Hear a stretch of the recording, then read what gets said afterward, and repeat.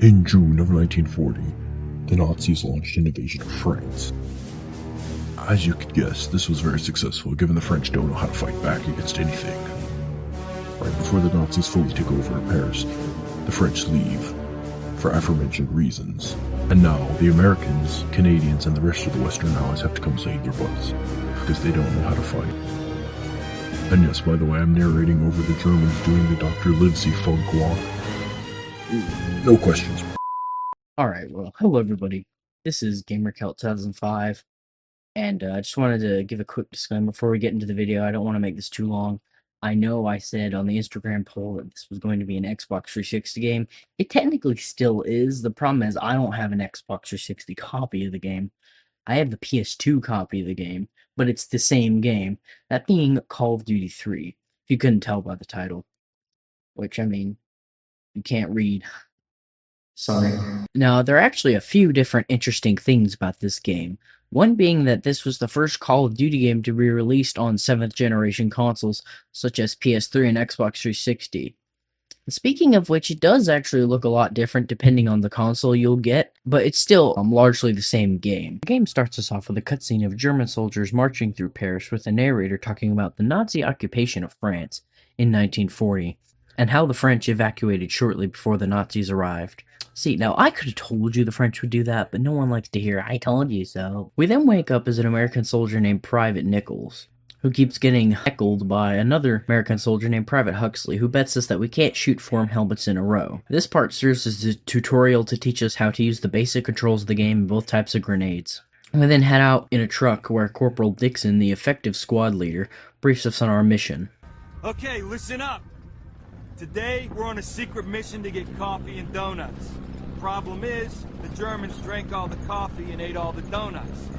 So now, we gotta go kick their asses.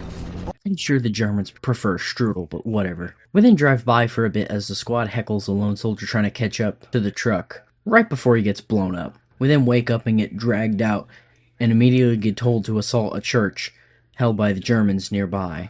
So apparently, our sergeant wants us to die? We then fight through the church and get surprised by a German soldier who tries to wrestle with us, which ends with us bonking the German soldier on the head. In the street, we spot targets for a tank who's responsible for taking out MG nests. We then head into the buildings for cover and make our way to a cafe, which we almost get caved in on us by our own mortars. McCullen, the sergeant, gets paranoid and tells everyone to sound off, but the radio operator, Guzzo, tries to run off. McCullen holds him at gunpoint while Dixon tries to calm him down. After going through a tunnel Huxley found, we head out to flank a group of German machine gun nests and clear them out. Essentially playing a game of whack a subterranean mammal, except we are the subterranean mammal. After we take position in a house upstairs, we fend off the German counterattack from the north until our armor arrives. We then cut to a cutscene of Guzzo complaining about getting a gun pointed at him by McCullen. Guy sticks a gun in my face. You don't think that's enough to buy me a transfer out of this unit? Have you thought about writing your congressman? That's very friggin' funny. They ask you how you are, you just have to say that you're fine when you're not really fine, but you just can't get into it because... In the next mission, we assault a hill in St. Germain held by the Germans in order to flank them. We begin our assault by advancing behind a tank while suppressing the German MGs at the top of the ridge. Afterwards, we move into the city and start clearing out buildings as we head up the river to take out an anti-tank gun that's blocking the way through. Once we clear that out, we head through and rejoin up near the front line before we get blasted by an enemy tank. After waking up from yet another blackout and being dragged to safety by Dixon, he complains about us almost dying. After that, a friendly tank saves our bacon, and we continue clearing out buildings before assaulting a German trench near a bunker. After clearing out the trench and the bunker, McCullen decides he wants us to sit back and watch the rest of the division continue the fight. We then cut to a British airfield where Corporal Keith, an SAS soldier, tells us about the French. As I was saying, only 2 things the Frenchies are any good at. Surrendering and kissing. Later, Major Ingram briefs us on our mission to meet up with the French resistance as he proceeds to roast them twice in one paragraph of speech. Dang, bro, the French are not beating the allegations on this one. On the ride there, however, our plane gets shot down over the drop site and we almost get executed before our man LaRoche saves us. I guess the French are useful for something after all. Later, we go out and search for our jeep that got lost in the drop and ambush a German encampment. After clearing out the Germans there, we find our jeep and start committing vehicular manslaughter as we drive to the rendezvous point. There we learn that the German flak guns that shut us down are being housed in an old mansion nearby, and we go to take them out by placing charges on them. Once we finish clearing out the mansion, we then get wrestled by another German soldier. You'd think they'd learn that they can't win that way, but whatever. Major Ingram then comes back and tells us that the Germans are right behind him and that we should leave. After a narrow escape from the entire German army, we meet back up with the Major and learn that the Maquis managed to get a hold of the plans for a nearby German fuel depot. Shrek, however, is not happy and thinks the French are collaborating with the Germans for some reason. Look, I know Marcel is French, but bro, it ain't that deep, like come on. We then come back to the American story where we're planning to disarm bombs to prevent the Germans from blowing up a bridge that will allow our tanks to cross. We clear out an old castle before crossing the river in one of the longest and sweatiest quick time events ever. Once across, we take out a few machine gun nests preventing us from crossing over the bridge, and then flank the Germans on the bridge, taking out their mortars and their tanks. But not before having to defend against yet another counterattack, during which Huxley gets wounded in the leg. McCullen then has to go and disarm the bombs himself while we cover him on the bridge. He does manage to disarm the bombs, but he takes a nasty shrapnel wound from behind from a mortar. As he dies, he tells Dixon to tell Guzzo to go to hell. I wouldn't be talking if I were you, bro. We then switch over to a Canadian group who is about to launch a counterattack against the Germans on the Fillet Road. Clearly this is fake, because I don't think Canadians are capable of attacking anyone. After going up the road and wreaking havoc on the defending Germans, we lose our tank and take out a few artillery guns before learning about a German command post nearby. We clear it out and use it to defend against the counterattack by blocking off all the entrances with explosives and a crane, forcing the Germans to go through the east entrance. They then bring up a tank which we have to take out with a rocket launcher, which conveniently doesn't work, forcing us to plant a charge on the tank which blows up and causes the Germans to retreat. After that, we cut back to the British, getting ready to assault a German fuel depot. Here we go through clearing out the plant and committing more vehicular manslaughter before making it to the fuel silos and getting ambushed by an armored car. From there we plant charges on the fuel silo and wrestle a German yet again, before we continue clearing out the silo and committing even more vehicular manslaughter as the fuel plant blows up around us. When we make it out, we realize that we left Major Ingram behind in the chaos, in which he's presumed dead by one of the French. Keith yet again blames the French and almost gets shot for it, but LaRoche breaks up the fight. Bro needs to calm down. Stop it. Get some help. We then cut to a Polish tank group making a push through the German line at St. Aging de Cram Snail or something, I don't know, can't speak French. Anyways, we make a push through the German defense and start taking out panzers before we stumble across the commander of the German tanks, who we chase as we attempt to take him out. After finally cornering him, we finally beat him in a tank battle. Cutting back to the Americans, Dixon has now been promoted to sergeant and orders us to clear out a force that was taken by a different group earlier, but still has many German soldiers left in it. Okay, how did you even take the area if you didn't even clear out half of the enemy? Like, what are you doing? Anyways, we start off by sniping Germans as we move through the forest and take out various German emplacements of MGs and soldiers. We then rendezvous with another group who tells us about the German ammo depot nearby, which houses a lot of the German force in the forest. We blow up the ammo depot, because explosives are always the answer, and clear out the tunnels underneath, eventually coming across a barricade blocking the road. We use a mortar emplacement left behind by the Germans to clear out the barricade and move through, ending the mission. See, this is why you don't leave all your stuff lying around. See, someone else is just gonna take it. Dixon tells Guzzo to radio command, but he starts lipping off, so Dixon tells him to shut up. Alright, Guzzo, radio command. Area's clear. This the same command who told us the area was already clear? Stop fucking crying, bitch! Where? I don't wanna fucking hear it! We then cut back to the Canadians who are taking back the Laison River from the Germans. After moving up the riverbank and pushing the Germans further inland, we move to take out a mortar position and help our friends down the river advance. We then use the mortar yet again on the advancing German soldiers before finally making it to a flak gun in a nearby house and taking it out. Back to the Americans, we are now fighting to take back St. Leonard while getting bombarded by our own artillery.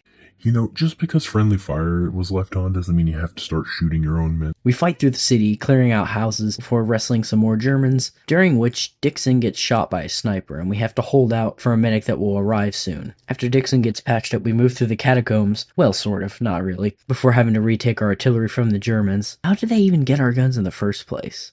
We then move through the houses in the city again before holding off the German counterattack. Okay, how many times are these missions just gonna end with a counterattack that gets held off? It's a bit ridiculous. After that, we get word that we are going to follow the retreating Germans back to Chambois. We then cut back to the British, who are headed to find Major Ingram and bring him back from the Germans. We commit one last act of vehicular manslaughter and search the town for Major Ingram before finding him being held in a basement and rescuing captured French resistance along the way. Dang, bro, what the hell are the Germans doing with him in the basement? After scouring the entire town looking for French resistance, we head back to the courtyard of the town and fend off the German counterattack. Yes, they keep counterattacking at the end of every mission, and no, they won't stop just because we asked them nicely. We ultimately succeed, but the Maquis leader, Dufontaine, dies anyway. Going back to the Canadians, this back and forth is getting a bit ridiculous, don't you think? The Canadians send their radio operator to the Poles to spot artillery for them. We continue assaulting Saint-Lambert and push through the city before taking out any machine guns throughout the town, and deciding to fully commit to taking the town along the way. While stuck in a tavern, we fend off the 5th millionth German counterattack for this entire game and clear the street and set charges in a random basement that the Germans have been using for ammo storage. Sergeant Collard, one of our teammates, suspects one of the fuses is defective and goes in to rearm the fuse, but dies in the explosion. So, at least the fuses weren't defective, right? Then cut back to the Polish holding Mount Ormel and holding off the German tanks before ultimately losing ours and having to fall back. We fight through the hill slot against an endless onslaught of Germans, and then use the radio from the Canadians to call in artillery strikes on the advancing German counterattack. Like the US when we see an oil-rich country. We end up falling back and losing our radio op, which results in Germans almost overrunning us as we fight back, and use the radio to kill a few more tanks before it gets rendered useless, like an internet connection in the middle of an online game. We fend off one last wave of Germans before the Canadians finally arrive and push back the Germans deeper into Chambois. Cutting back to the Americans one last time, we learn the Germans are falling back right into the US defenses, which leads us to an extremely sweaty firefight for the first part of the level. After being forced back further into the town and having to hold off a few tanks, we move into the church and flank the German forces as well as reinforce our friendlies on the other side of the town. Guzzo gets sent out to drop flares near enemy tanks so the air support can take them out, but gets shot, forcing Dixon and us to have to go retrieve him. We get Guzzo to safety, but Dixon gets fatally shot and dies as soon as we get back to our position. We then move on after Dixon dies. It's kind of weird, he just died 2 seconds ago. Oh no! Anyway. And drive the Germans out of the town for good and head back over to the other side to face the full might of the German army, or what's left of it at least. And ultimately, after a long firefight yet again, the Air Force comes in and destroys most of the remaining German tanks and infantry, granting us the victory. After the battle, the rest of the US Army moves deeper into France, but not before Guzzo replicates the intro to the game by telling everyone the golden rule. I'm Guzzo. One rule, you're no good to me dead. I don't think I get the joke. What is the point here? We're then shown a cutscene detailing how the US and Canadians sealed off the Falaise Gap, liberated Paris, and ended their invasion of France. Yep, it's finally over. At least until the next COD game comes out.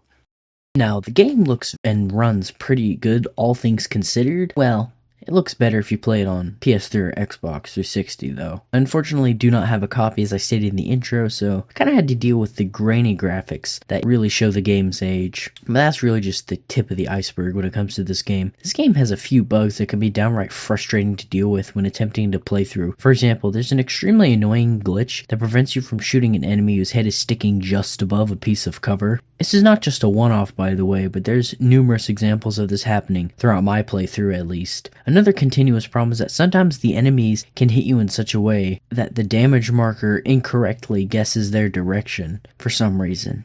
I can see him standing right in front of me. What the hell? What the dog doing? This makes playing the game on any difficulty other than easy a wee bit unreasonable, but I digress. Also, certain levels later in the game contain artillery strikes nearby that make it impossible to aim down your weapon and actually fire, and therein fight the enemies you face. And it always happens conveniently when assaulting a German position. On top of that, the flinch mechanic, which causes the screen to move when you get shot, prevents you from aiming while you're getting shot, and punishes heavily an aggressive playstyle, which can really hurt speedruns and also just playing the game in general, because it forces you to hide behind cover 90% of the time. Beyond that, there isn't really a huge amount of problems I have with this game. Now, segueing away from all the janky mechanics of the game, it's still pretty fun for an old COD game, and is in many ways fairly innovative for its age. Aside from a vast array of unique weapons that don't often get any representation in World War II games, the game introduced a few new mechanics at the time that have stuck with both the franchise and the genre of first-person shooters over time, such as auto-aim,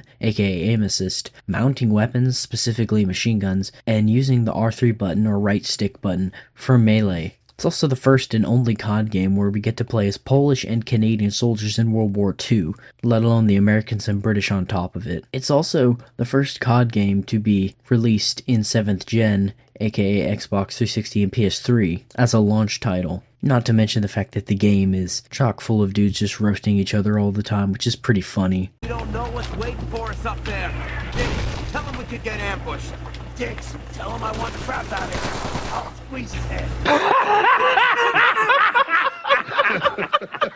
And that's really it for today. In short, Call of Duty 3 is not the most innovative Call of Duty game or first-person shooter game ever, but it is unique in that it is the first Call of Duty to be a launch title for 7th gen. It's pretty good overall, with the story being both funny, ironic, and both sad and happy at times, which further cements its legacy as a classic of gaming history. Well everyone, I hope you enjoyed the video. If you stuck around to the end, please be sure to like, subscribe, and leave a comment down below if you have any suggestions. Also be sure to follow my social medias, my Twitch profile, and my Rumble profile for videos that won't get posted to YouTube, aka special content. And with that, I'll see you in the next video.